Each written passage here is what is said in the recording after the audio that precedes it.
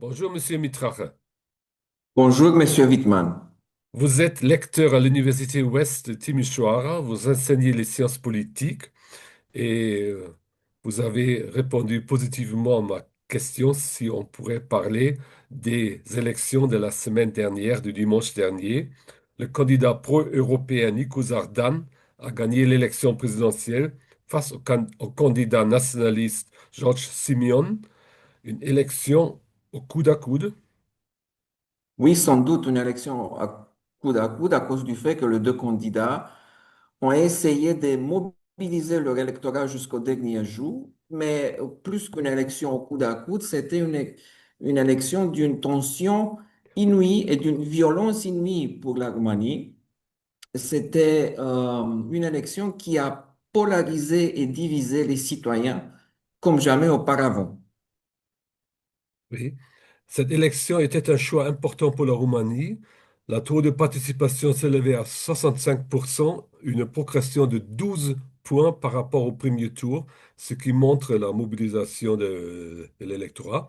Et avant cette élection, le favori s'appelait George Simeon, le chef du Parti nationaliste. Et donc, Nicolas Dan a gagné. Est-ce qu'on pourrait d'abord parler de ces deux candidats? Qui est ce George Simeon?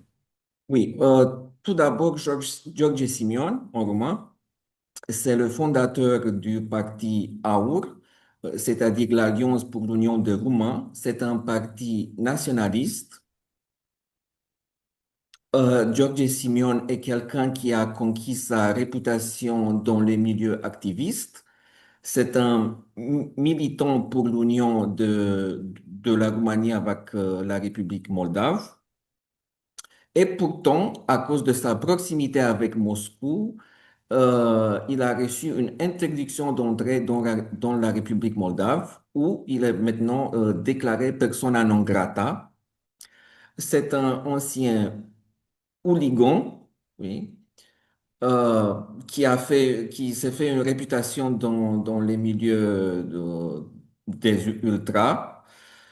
Il fut catapulté sur la scène nationale lors des législatives de 2020, quand son parti a fait une percée impressionnante, gagnant euh, 10%. Et c'était une époque quand le seuil était de 5% de vote pour entrer dans le Parlement. Il a fait cette percée assez impressionnante en gagnant 14 sièges dans le Parlement. Donc, en ce qui concerne le parti AUR, c'est un parti nationaliste d'extrême droite qui beaucoup comparent avec le Rassemblement national de France. Et c'est un parti qui a trois axes forts idéologiques. Un premier axe, c'est un parti souverainiste et nationaliste.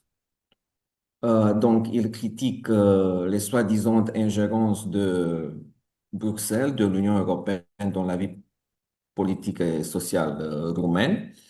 Une deuxième axe idéologique, c'est un parti conservateur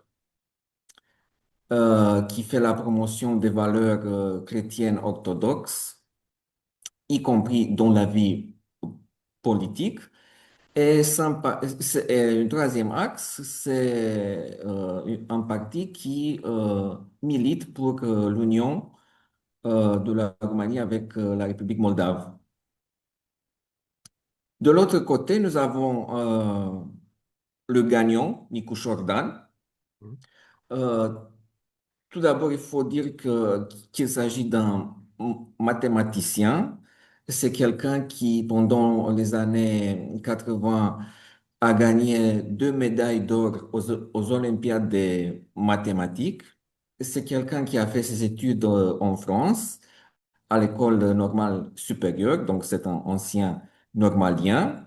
Ensuite, il a poursuivi ses études en doctorat à l'Université 13, Paris 13. Aujourd'hui, c'est Sorbonne Paris Nord.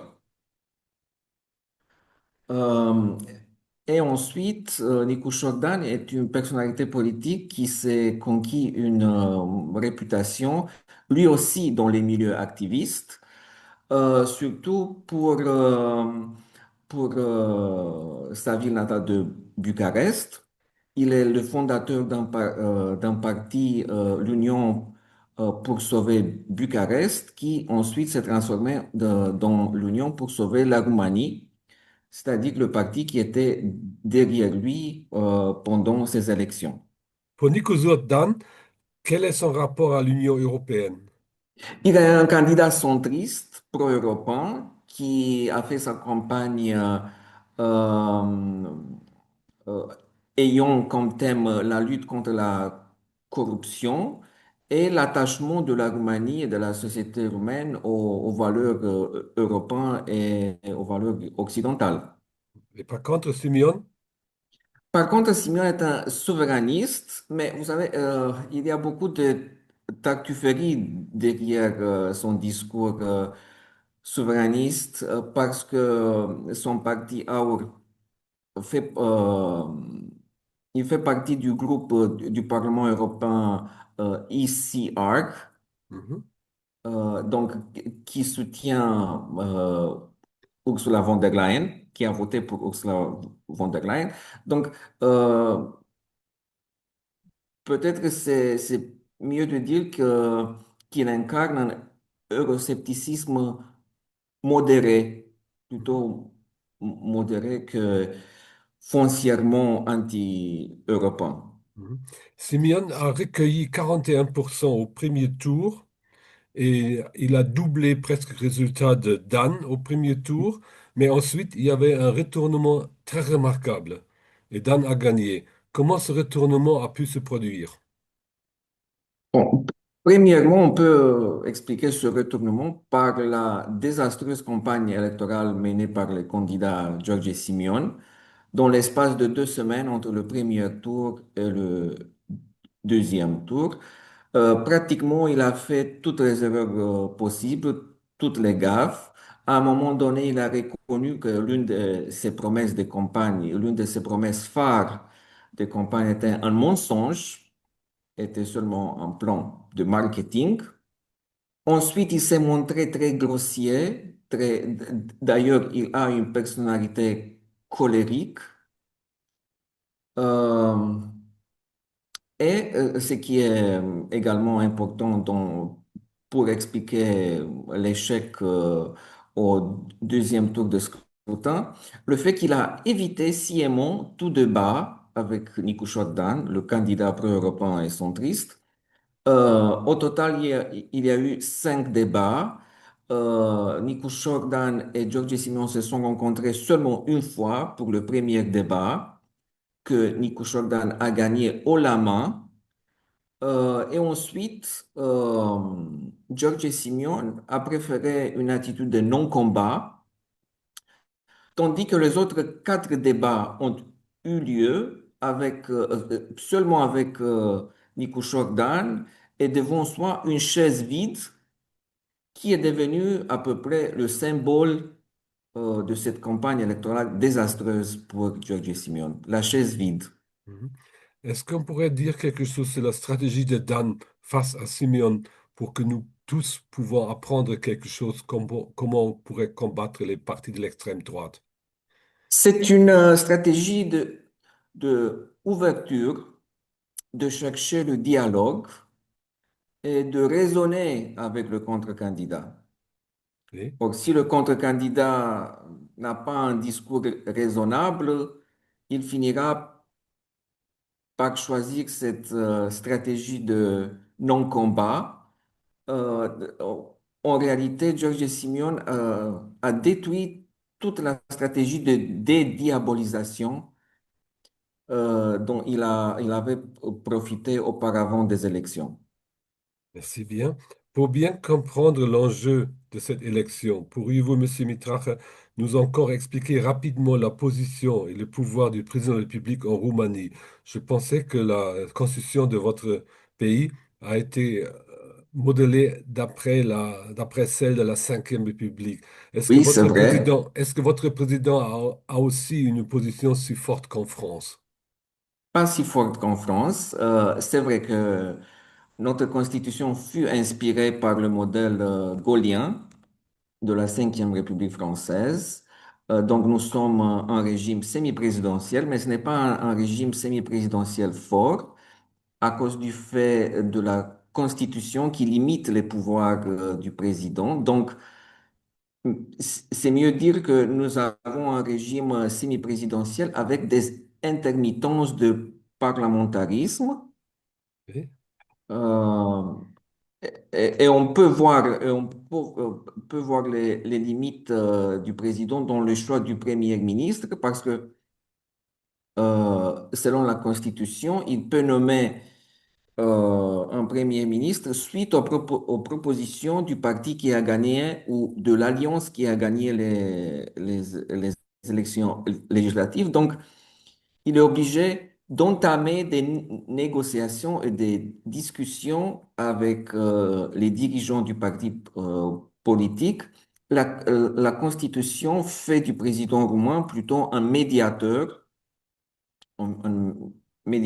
entre divers acteurs politiques et le garant de la Constitution. oui. Une fois le Premier ministre nommé par le président, est-ce qu'il y a un vote au Parlement en faveur du Premier ministre ou est-ce qu'il le nomme, il est Premier Oui, ministre?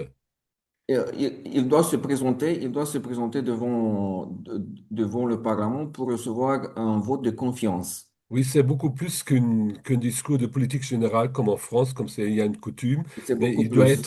la nomination doit être confirmée par le Parlement. Par le Donc, il Parlement, est responsable devant le Parlement. absolument, et seulement devant le Parlement. Mhm. Donc, le président ne peut pas remplacer le Premier ministre comme c'est le cas en France. Oui, en France, en principe, il ne peut pas non plus le révoquer, mais il peut demander de donner la démission du gouvernement. Donc, il est responsable devant le Parlement, mais aussi devant le président de la République. C'est pour ça qu'on parle d'un régime semi-présidentiel.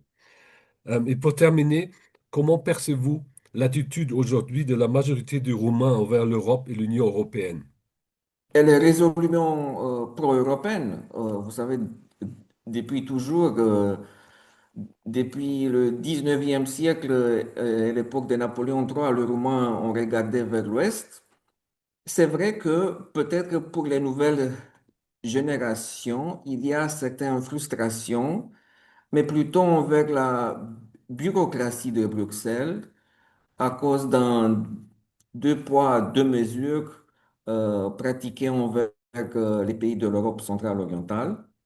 Mais en général, la Roumanie et la société roumaine restent parmi les plus pro-européens du continent, au moins selon les derniers chiffres de l'Eurobaromètre. Merci beaucoup, Monsieur Mitrach. Avec cette Merci à vidéo, vous. nous inaugurons une série d'entretiens et nous allons bientôt Absolument. parler des relations franco-roumaines. On Je va vous continuer. remercie. Je vous remercie. Merci à vous.